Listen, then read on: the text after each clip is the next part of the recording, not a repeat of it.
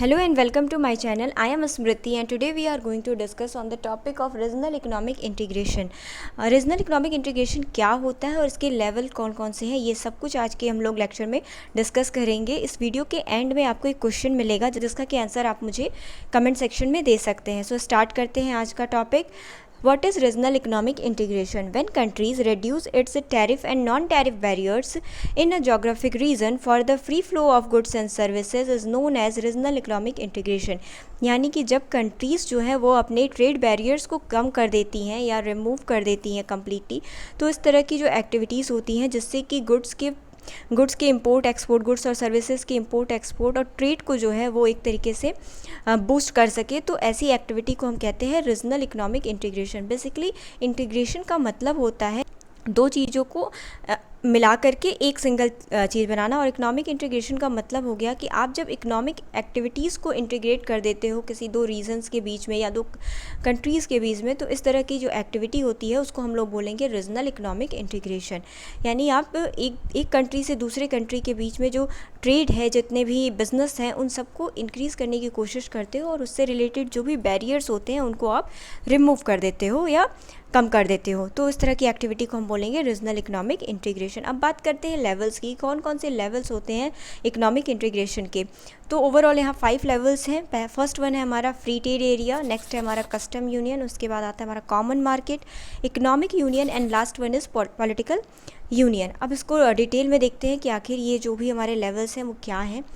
तो levels of economic integration में हमारा फर्स्ट वन जो है वो है हमारा free trade area. Free trade area में क्या होता है कि अगर सपोज़ करते हैं कि ए और बी दो कंट्रीज़ हैं और उन्होंने फ्री ट्रेड एरिया बनाया है। ए जब बी के साथ कोई बिज़नेस करेगा या फिर बी जो है वो ए के साथ कोई भी बिज़नेस करेगा, तो यहाँ पे वो किसी भी तरह के ट्रेड बैरियर्स को अलाउ नहीं करेंगे। यानी कि ए जो है वो अपने ट्रेड बैरियर्स को या तो रिड्यूस करेगा या रिमूव कर लेगा बी के लिए, और बी जो है वो अपने बैरियर्स को या तो रिमूव कर लेगा या फिर रिड्यूस कर लेगा ए के लिए। यानी ये दोनों आपस में जितनी भी डीलिंग करेंगे, जितना भी ट्रेड करेंगे, वहाँ पे वो कोई भी बैरियर जो है अलाउ नहीं करेंगे, या करेंगे भी तो बहुत ही स्लाइट, मतलब बहुत ही कम जो है वो बैरियर्स रहेंगे, उन्हें धीरे धीरे करके वो रिमूव कर लेंगे। बट अगर यही बी कंट्री जो है वो सी के साथ कोई बिज़नेस करेगा, या फिर ये ए कंट्री भी अगर सी के साथ यानी किसी थर्ड नेशन के साथ अगर ये कोई बिज़नेस करते हैं, कोई ट्रेड करते हैं, तो उसके लिए इनका अपना इंडिविजुअल रूल्स और रेगुलेशन होंगे। यानी ये दोनों अपना जो है सर्टेन जो अपना सेपरेट जो है वो रूल्स और रेगुलेशन जो है उस कंट्री के लिए बनाएंगे और उसके अकॉर्डिंग उसके साथ बिजनेस करेंगे। यानी फ्री ट्रेड एरिया में क्या होता है, जिन कंट्रीज़ के बीच में फ्री ट्रेड एरिया बनाया जाता है, उन कंट्रीज़ के बीच में जितने भी ट्रेड बैरियर्स होते हैं उनको रिड्यूस कर दिया जाता है। वो एक दूसरे के लिए रिड्यूस कर देते हैं और साथ ही साथ धीरे धीरे उसको रिमूव कर लेते हैं। बट थर्ड कंट्री के साथ, किसी थर्ड नेशन के साथ अगर वो बिज़नेस कर रहे हैं, तो उसके लिए उनका अपना इंडिविजुअल रूल्स और रेगुलेशन होता है। थर्ड वन है हमारा कॉमन मार्केट। कॉमन मार्केट में क्या होता है कि जो भी गुड्स और सर्विसेज होते हैं उनका फ्री फ्लो होता है। यानी कि जितने भी फैक्टर ऑफ प्रोडक्शन है, जितने फाइनेंस या इन सब से रिलेटेड जो भी है, वो सारी चीज़ें जो है वो उनका फ्री फ्लो होता है मेंबर कंट्रीज़ के बीच में।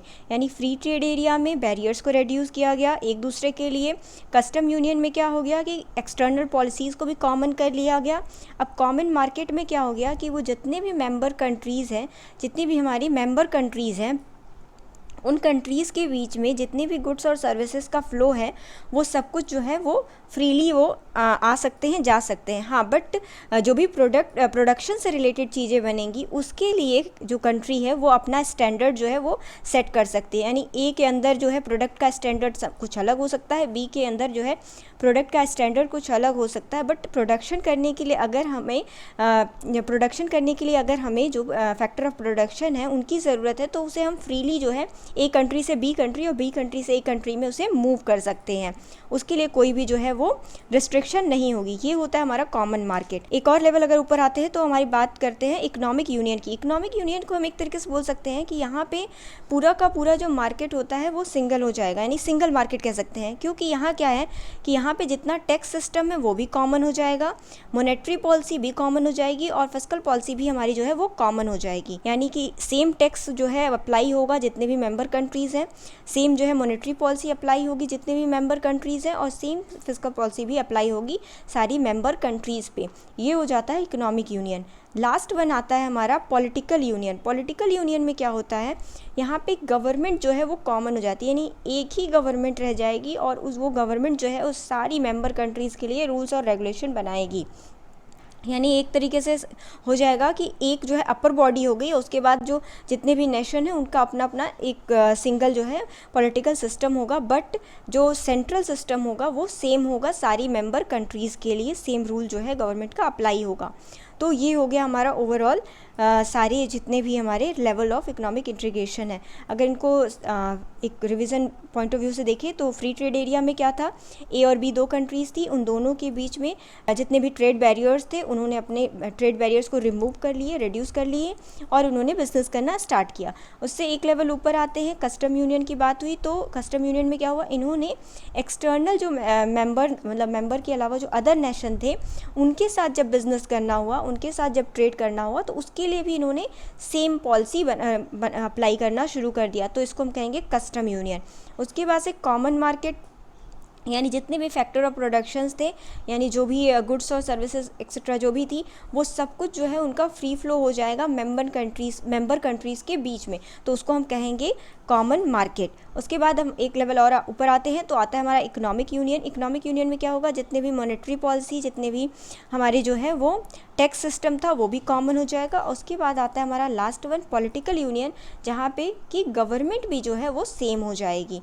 तो ये हो गया हमारा पूरा का पूरा लेवल्स ऑफ इकोनॉमिक इंटीग्रेशन। इसमें कितने लेवल्स थे, ओवरऑल 5 लेवल्स थे, और जैसे जैसे हम लेवल्स इंक्रीज़ करते जाते हैं वैसे वैसे इकोनॉमिक इंटीग्रेशन जो है वो और ज़्यादा इंक्रीज़ होता जाता है। उसके बाद अब बात करते हैं हम लोग क्वेश्चन की, जो कि मैंने लास्ट वीडियो में आप लोग को प्रोवाइड किया था। Which of the following does not form part of current account of balance of payment. Balance of payment में करेंट अकाउंट का पार्ट क्या नहीं है, तो इसका राइट आंसर बनेगा fourth, capital receipt and payments are not a part of current account, it is a part of capital account. उसके बाद नेक्स्ट क्वेश्चन की बात करते हैं। नेक्स्ट क्वेश्चन हमने जो लास्ट वीडियो में दिया था, which statement is true about balance of trade. तो इसमें जो है दो स्टेटमेंट जो है वो सही हैं। फर्स्ट वन है हमारा, the difference between import and export of goods, यानी जितने भी विजिबल गुड्स और सर्विसेज होते हैं उनका अगर हम इम्पोर्ट और एक्सपोर्ट करते हैं तो उसको हम कहेंगे कि बैलेंस ऑफ ट्रेड में उसको रखते हैं। उसके बाद से हमारा जो भी विजिबल आइटम्स होते हैं उनको कंसिडर किया जाता है बैलेंस ऑफ ट्रेड में। यहाँ गलती से दो स्टेटमेंट जो है वो ट्रू हैं, तो टाइपिंग मिस्टेक हो गई है। Right answer would be first and third statement. Next आज के लिए जो क्वेश्चन है वो है हमारा मैच करना है लिस्ट ए लिस्ट बी, दो लिस्ट दी हुई हैं और इन दोनों लिस्ट को मैच करना है। राइट कोड जो है वो आपको आंसर में कमेंट सेक्शन में मुझे बताना है। इसका राइट आंसर मैं नेक्स्ट वीडियो में आप लोग को प्रोवाइड करूँगी। So thank you so much for watching this video. If you like this video please do like, share and subscribe.